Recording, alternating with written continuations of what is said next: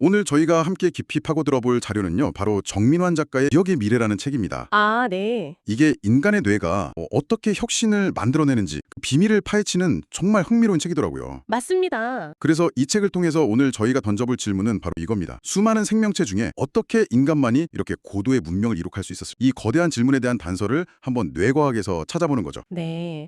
아주 근원적인 질문이죠. 자, 그럼 본격적으로 한번 시작해 볼까요? 우리가 보통 스스로를 만물의 영장이다 뭐 이렇게 부르잖아요.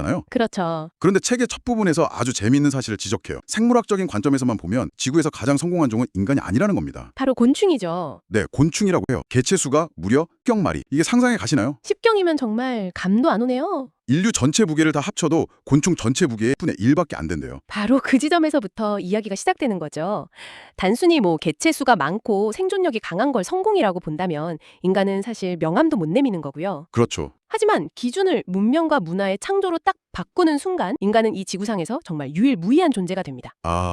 이 책은 그 결정적인 차이가 바로 혁신 능력에서 온다고 말하고 있어요. 어제를 그냥 그대로 반복하는 게 아니라 끊임없이 더 나은 내일을 상상하고 만들어내는 능력. 혁신하는 능력. 네, 그래서 저자는 인간을 이노바티쿠스, 그러니까 혁신하는 종이라고 부르자고 제안합니다. 호모 이노바티쿠스. 와, 멋진 표현이네요. 그럼 그 혁신의 엔진은 대체 어디에 있는 걸까요? 당연히 우리의 뇌겠죠. 그렇죠. 뇌일 텐데 보통 혁신이라고 하면 창의력이나 문제 해결 능력 이런 걸 떠올리게 되잖아요. 네, 맞아요. 근데 이 책에서는 그 근원을 뇌에 들어 근본적인 기능, 우리가 매일 쓰는 기억과 상상에서 찾는다는 점이 정말 흥미로웠습니다. 맞습니다. 특히 추상적 영역에서의 자유로운 상상이 핵심이라고 강조하죠. 추상적인 영역이요? 네, 눈에 보이지 않는 것들을 다루는 능력이요. 예를 들면 중력의 법칙을 상상하고 자유의지란 뭘까 고민하고 행복이라는 개념을 추구하는 그런 능력들. 이런 것들이야말로 인간 문명의 토대니까. 오늘 저희는 이 놀라운 상상력이 우리 뇌 속에서 어떤 여정을 거쳐서 만들어지는지 그 신경학적 발자취를 한번 따라가 보려고 합니다. 솔직히 저는 기억이랑 상상이 뇌의 완전히 다른 영역에서 처리될 거라고 생각했거든요. 대부분 그렇게 생각하죠. 네, 기억은 과거를 꺼내는 서랍장이고 상상은 미래나 가상을 그리는 스케치북처럼요. 완전히 다른 기능으로 봤는데 이 책을 보니까 그게 아니더라고요. 그렇죠. 뇌과학계에 오랜 통념을 뒤집은 발견이 있었다고요? 네, 바로 그 지점이 현대 뇌과학의 가장 중요한 발견 중 하나입니다. 결론부터 말씀드리면 기억과 상상은 한 뿌리에서 나온 두 가지라는 겁니다. 한 뿌리요? 네, 그리고 그 뿌리가 되는 뇌 부위가 바로 해마입니다. 아, 해마. 기억을 담당하는 핵심 부위로 알려진 바로 그건 말이군요. 맞습니다. 해마가 기억에 중추라는 건 저도 들어봤어요. 그게 어떻게 밝혀졌더라? 아주 유명한 환자 이야기가 있었던 것 같은데요. 네, 맞습니다. 뇌과학 역사상 가장 중요한 환자라고 불리는 헨리 몰레이슨, 우리가 보통 약자로 M이라고 부르는 분이죠. HM, 네. 이분이 젊은 시절에 심각한 간질을 앓고 있었는데 치료를 위해서 1953년에 해마를 포함한 뇌의 일부를 절제하는 수술을 받았어요. 네. 수술은 성공적이어서 간질은 멈췄지만 정말 끔찍한 부작용이 생겼습니다. 수술 이후의 일을 전혀 기억하지 못하게 된 거죠. 와. 매일 아침 일어나면 자신이 누군지, 여기가 어딘지, 지금이 몇 년도인지 전혀 알 수 없는 상태로 평생을 사셨습니다. 바로 전날 만났던 의사도 다음 날이면 총 보는 사람처럼 대했다는 이야기가 정말 충격적이었어요. 그렇죠. 그래서 사례를 통해서 해마가 새로운 기억을 장기 기억으로 저장하는 데 필수적인 역할을 한다는 게 처음으로 증명된 겁니다. 그렇군요. 그런데 이야기는 여기서 끝내지 않습니다. A 사례가 발표된 지 정확히 50년이 지난 2007년에 과학자들이 한 가지 질문을 던져요. 어떤 질문이죠? 기억을 못 만드는 사람은 과연 상상은 할 수 있을까? 그래서 해마가 손상된 다른 환자들에게 아주 간단한 주문을 해봤어요. 한적한 열대바다 백사장에 누워있는 모습을 한번 상상해보세요. 라고요. 그 결과가 정말 궁금한데요. 보통 사람이라면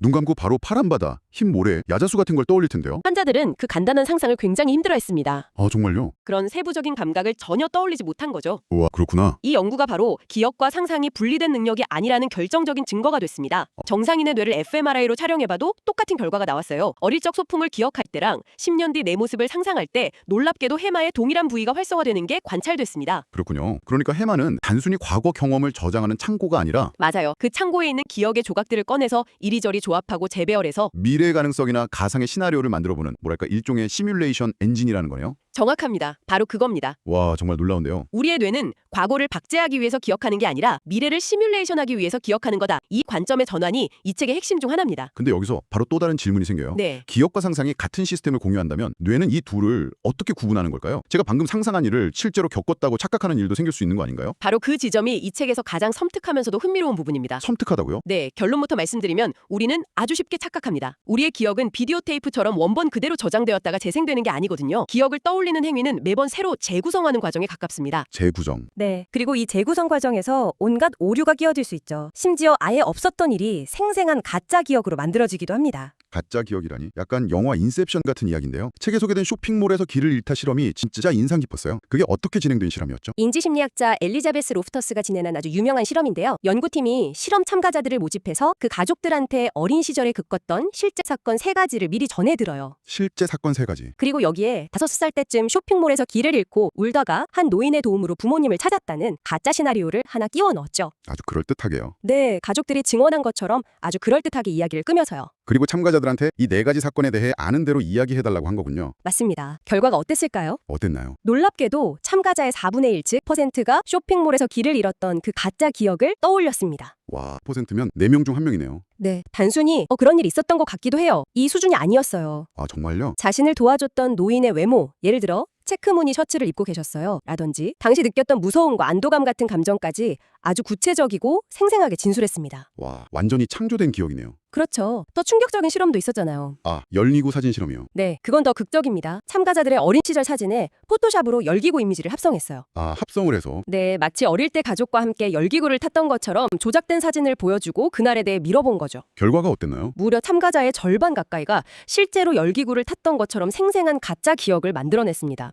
하늘에서 내려다본 풍경이 정말 멋졌어요. 이런 식으로요. 사진 한 장의 절반 가까이가 기억을 통째로 만들어냈다니 저도 갑자기 제 어린 시절 앨범을 의심하게 되는데요. 부모님이 보여주신 사진 때문에 생긴 가짜 기억이 있는 건 아닐지 걱정됩니다. 충분히 가능한 일입니다. 이 모든 현상은 결국 기억과 상상을 해마라는 동일한 신경회로가 담당하기 때문에 벌어지는 일이에요.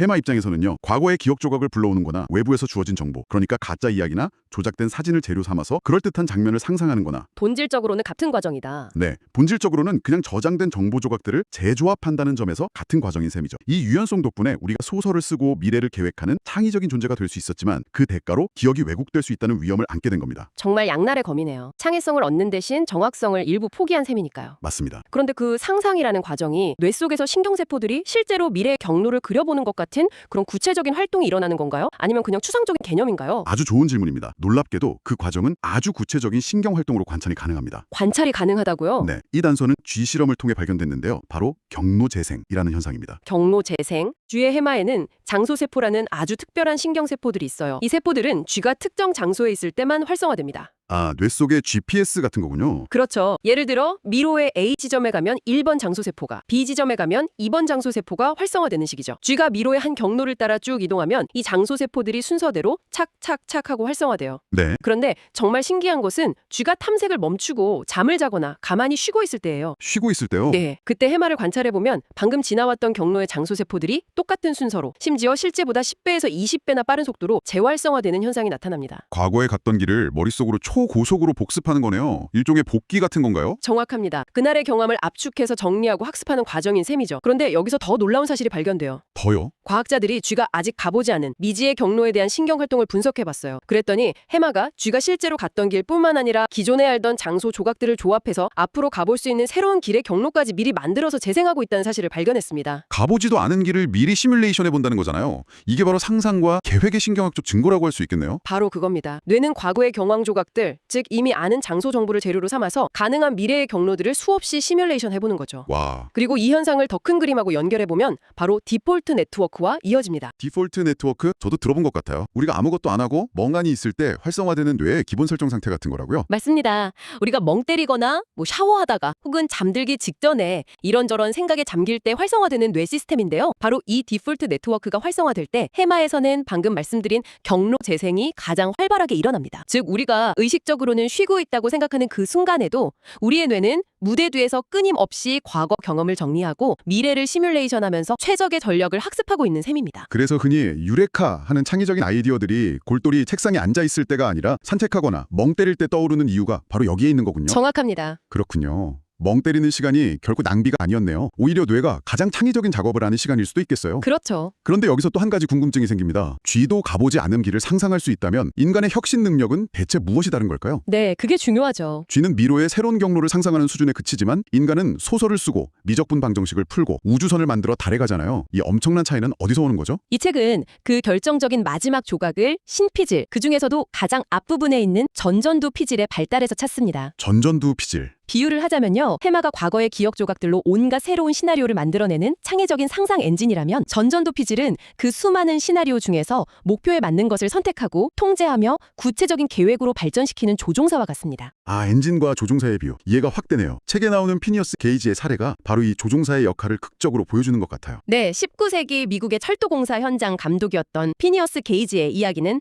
신경과학 역사상 가장 유명한 사례 중 하나입니다. 그렇죠. 그가 폭파 작업 중에 사고로 무려 1m 넘는 쇠막대가 왼쪽 뺨을 뚫고 들어가서 머리를 관통하는 끔찍한 사고를 당했거든요. 놀랍게도 그는 기적적으로 살아남았고 말하고 걷고 기억하는 데는 아무 문제가 없었어요. 하지만 그의 주변 사람들은 모두 게이지는 더 이상 게이지가 아니다라고 말했습니다. 성격이 완전히 다른 사람이 되어버렸다고 했죠. 그렇습니다. 사고 전 그는 성실하고 유능하며 동료들에게 존경받는 리더였어요. 하지만 사고로 전전두피질이 파괴된 후 그는 충동적이고 변덕스러우며 무례하고 미래를 계획하는 능력을 완전히 상실했습니다. 아, 순간의 감정을 참지 못하고 장기적인 목표를 위해 현재의 쾌락을 참는 집행 기능이 완전히 망가진 거죠. 그렇군요. 수많은 아이디어나 충동이 떠올라도 즉 해마의 엔진은 작동해도 그것들을 통제하고 목표를 향해 이끌어갈 조종사가 사라져버린 겁니다. 게이지의 사례는 전전두피질이 단순히 지적인 능력뿐만 아니라 우리의 인격과 사회성을 관장하는 정말 중요한 부위라는 걸 보여주는군요. 바로 그겁니다. 인간이 다른 동물과 달리 해마의 상상력을 단순히 눈앞의 공간 경로를 찾는 데 그치지 않고 과학, 예술, 철학, 법률 같은 고도의 추상적인 세계로 확장할 수 있었던 건 바로 이 강력한 전전두피질 덕분입니다. 보이지 않는 목표, 예를 들어 민주주의의 실현 같은 목표를 설정하고 그 목표를 달성하기 위한 수많은 가상 시나리오들을 평가하고 그중 최적의 해답을 향해서 수십, 수백 년에 걸쳐서 끈기 있게 나아가는 능력, 그 능력의 중심에 바로 전전두피질이 있는 것이죠. 오늘 기억의 미래를 통해 인간의 혁신 능력이 어디서 오는지 그 비밀의 문을 살짝 열어본 것 같습니다.